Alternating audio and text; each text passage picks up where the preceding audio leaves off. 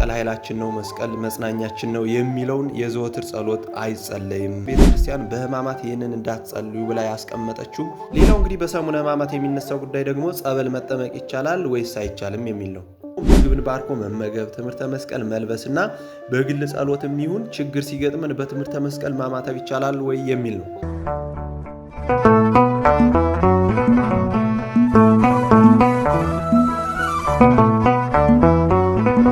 ኦርቶዶክሳውያን እንደምሰነበታችሁ፣ እንኳን ለሰሙነ ሕማማት በሰላም አደረሳችሁ። በዛሬው ቪዲዮአችን በሰሙነ ሕማማት የሚከለከሉ የጸሎት አይነቶች አሉ ወይስ የሉም? ካሉስ የትኞቹ ናቸው የሚከለከሉት? እንዲሁም በሰሙነ ሕማማት ጸበል መጠመቅ ይቻላል ወይስ አይቻልም? ምግብ ባርኮ መቁረስ፣ ትምህርተ መስቀል መላበስ እንዲሁም ማማተብ ይቻላል አይቻልም የሚሉትን ጉዳዮች እንመለከታለን። ለቻናላችን አዲስ ከሆናችሁ ቻናላችንን ሰብስክራይብ በማድረግ ጀምሩ።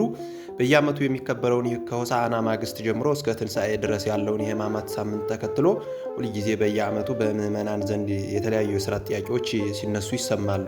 እነዚህም ጥያቄዎች መነሻቸው አንዳንዶቻችን የሰውን ትኩረት ለማግኘትም ይሁን እንዲሁም መናገር ስለምንወድ አላውቅም ብቻ ያልተጻፈንና ቤተክርስቲያናችን ስርዓት ብላ ያልሰራችውን አስተማሪ ስለምንሆንና ያልተጻፈን ለምዕመናን ስለምናስተላልፍ ነው። ቅድስት ቤተክርስቲያን ስንዱ እመቤት ናትና መደረግ ያለባቸውንና የሌለባቸውን ነገሮች የሕማማትን ብቻ ሳይሆን የዓመቱን በሙሉ ስርዓቷን በጽሑፍ አስቀምጣለች። ካህናት አባቶቻችን ኪዳን ሲያደርሱ እንዲሁም ቅዳሴ ሲገቡ ስርዓተ ማሕሌቱ አለባበሳቸውን፣ አቋቋማቸውን ሳይቀር ወደየት ዙረውና እንዴት መቆም እንዳለባቸው እኛ ምዕመናን ወዴት ዞረንና እንዴት መቆም እንዳለብን በየትኛው የደረጃ መቋሚያዎች መቆም እንዳለብን ሳይቀር ቅድስት ቤተክርስቲያናችን በጽሑፍ የተሰራ ስርዓት አላት። ይህንን ሁሉ በጽሑፍ አስቀምጣለች። እንኳንስ አይደለም በዓመት የሚከበረውን የሕማማትን ማለት ነው። ከነዚህም የስርዓት መጽሐፎች አንደኛው እንግዲህ ፍትሐ ነገሥት ነው። በዚህም መሰረት አንድ ሰው ይህ ስርዓት ነው ወይስ አይደለም ብሎ ሲነግረን እንደወረደ ከመቀበል ይልቅ መጽሐፉ ወይም ይህ ፍትሐ ነገሥት በአማርኛ ተተርጉሞ ስለተቀመጠልን እሱን ገልጦ አንብቦ አረጋግጦ መቀበል ያስፈልጋል ማለት ነው። ምክንያቱም ብዙዎቻችን ቢያንስ በዚህ ሰዓት ይሄ ስማርትፎን ወይም ተች ስክሪን የሆነ ስልክ ተጠቃሚ ስለሆንን ፍትሐ ነገሥትም በአማርኛ ተተርጉሞ እስከነ ትርጓሜው ስለተቀመጠ እሱን ሪፈር ማድረግ ስለሚቻል ማለት ነው። ይህንን መሰረት አድርገን ስንመለከት እንግዲህ ፍትሐ ነገሥት የሚለውን ነገር ምንድን ነው ስንል የመጀመሪያው ስለ ጸሎት ነው። በሕማማት በዚህ በሕማማት ሳምንት አንዳንዶቹ መስቀል ኃይልነ መስቀል ጽንዕነ ወይም መስቀል ኃይላችን ነው፣ መስቀል መጽናኛችን ነው የሚለውን የዘወትር ጸሎት አይጸለይም። በጠቅላላው መስቀልን የሚያነሳ የጸሎት ክፍል አይጸለይም። መልክዓ መልኮች በሙሉ አይጸለዩም ሲሉ እንሰማለን። ነገር ግን እስካሁን ድረስ ቤተ ክርስቲያን በሕማማት ይህንን እንዳትጸልዩ ብላ ያስቀመጠችው ምንም አይነት ጸሎት የለም ማለት ነው። በግብረ ሕማማት ላይ ጸሎተ ሃይማኖት የሚለው ወይም ታመመ እስከሚለው በል ይላል። ይህም በዕለተ ዓርብ ከመሞቱ በፊት በህብረት ወይም በጋራ ጸሎት ሲጸለይ ራሱን ግብረ ሕማማትን በቤተ ክርስቲያን ውስጥ ካህናት አባቶቻችን ሲያነቡት እንጂ እኛ የዘወትር ጸሎትን ስንጸልይ እንድንለው የተሰራ ስርዓት አይደለም ማለት ነው። የስርዓት መጽሐፋችን የሆነው ፍትሐ ነገሥት በ14ኛው አንቀጽ ገጽ 142 ጀምሮ ስለ ጸሎት ሙሉ ነገሩን ይናገራል።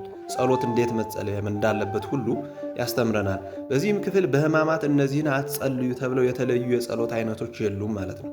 ስለዚህ ሰዎቹ በመሰላቸው መንገድ የሚያወጡት የተሳሳተ ሕግ እንጂ ቅድስት ቤተክርስቲያን በሰሙነ ሕማማት በግል ጸሎት እኒህን አትጸልዩ ያለችውና የለየቻቸው የጸሎት አይነቶች የማይጸለዩ የጸሎት አይነቶች የሉም ማለት ነው።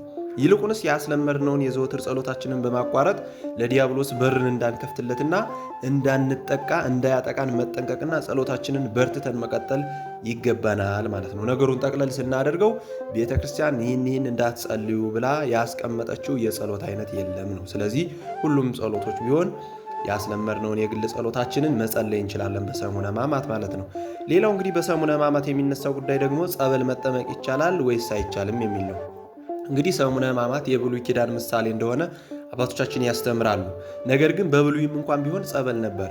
ቤተ ክርስቲያን በፍትሐ ነገሥት በ15ኛው አንቀጽ ላይ ስለ ጾም በሰራችው ስርዓት የከለከለችው ልጅነት የሚያሰጠውን የክርስትናውን ጥምቀት እንጂ ለፈውስ የሚደረገውን ማንኛውንም አይነት ጥምቀት አይደለም።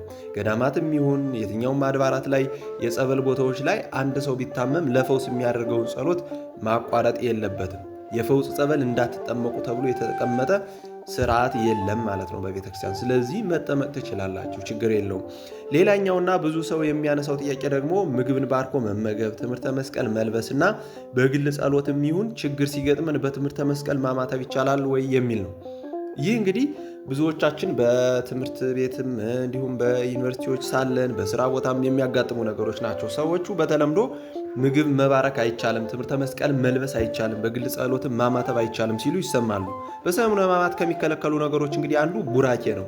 ነገር ግን ቡራኬ ስንል ሳምንቱን በሙሉ ፍትሐት ስለሌለ የነፍስ ስርየት ወይም የኃጢአት ስርየትን የሚያሰጥ ቡራኬ ብቻ ነው የተከለከለው። ይህም በጉባኤ መካከል አማትቦ መጀመርና እግዚአብሔር ይፍታ ማለት እንዲሁም ካህናት ምዕመናንን ቡራኬ ሰጥተው እግዚአብሔር ይፍታ ማለት ነው የተከለከለው።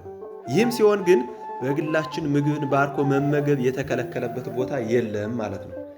እንዲሁም ትምህርተ መስቀል መልበስንም ቤተ ክርስቲያን የከለከለችበት የሥርዓት መጽሐፍ የላትም፣ አልከለከለችም። እንዲሁም በግል ጸሎትም ይሁን ችግር ቢገጥመን በትምህርተ መስቀል ማማተብም አልተከለከልንም።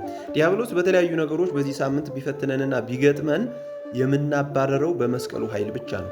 ዲያብሎስ እንግዲህ ሕማማት ስለሆነ አርፎ አይቀመጥምና ክርስቶስም ዲያብሎስን እንዋጋበት ዘንድ የሰጠንን ጋሻችንን የድህነት ምልክታችንን መስቀልን ሁልጊዜም ልንጠቀምበት ፈቅዶልናል። ከዚሁ ጋር ተያይዞ መስቀላቸውን የአንገት ማተባቸውን አውልቆ እስከ ማስቀመጥ የሚደርሱ ሰዎች ስላሉ ማለት ነው። ይህ ደግሞ እንደገና ሌላ ስርዓተ ቤተክርስቲያን መተላለፍና ክህደት ነው እና እንጂ የተሰራ የቤተክርስቲያን ስርዓት አይደለም ማለት ነው። ስለዚህ በትምህርተ መስቀል በግል ጉዳያችን ምግባችንን መባረክ እንችላለን፣ እኛንም ማማተብ እንችላለን። ልብሳችንን በትምህርተ መስቀል ብንለብስ ይህ ኃጢአት አይደለም ማለት ነው። ነገር ግን እነዚህ ነገሮች የሚከለከሉ ቢሆኑ ኑሮ ፍትሐ ነገሥትን ስትመለከቱት አንቀጽ 15 ቁጥር 600 ላይ በሕማማት እነዚህን አያድርጉ ተብሎ በሙሉ የተከለከሉ ነገሮች ተዘርዝረዋል። እነዚህ ላይ አብሮ ይዘረዘሩ ነበረ ቢከለከሉ ኑሮ ማለት ነው።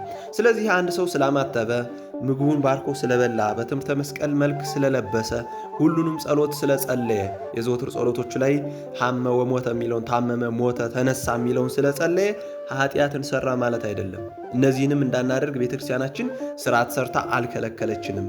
ይህ አይጸለይም፣ ይህ ይጸለያል እያላችሁ ከየትኛው መጽሐፍ የሌለ ስርዓት ለምዕመናን የምታስተምሩ ሰዎች በልምምድ እኛ ከስርዓተ ቤተክርስቲያን እየወጣን አዲስ ልምምድ እየያዝንና አዲስ ልምምድ ውስጥ እየገባን ያልተሰራ ስርዓትን እየተገበርን እንዲሁም የስርዓት መጻሕፍትን ከማንበብ ይልቅ ሰዎች የመሰላቸውን ሲነግሩን የምንቀበል እያደረጋችሁን ስለሆነ በሚዲያውም ላይ ያለን ሰዎች አባቶችን ብንጠይቅ መጻሕፍቱንም ብንመለከታቸው መልካም ነው ባይነኝ። ያስተማረን የመከረን የአባቶቻችን አምላክ ስሙ የተመሰገነ ይሁን። በቀጣይ ቪዲዮ እስከምንገናኝ ቸር ሰንብቱ።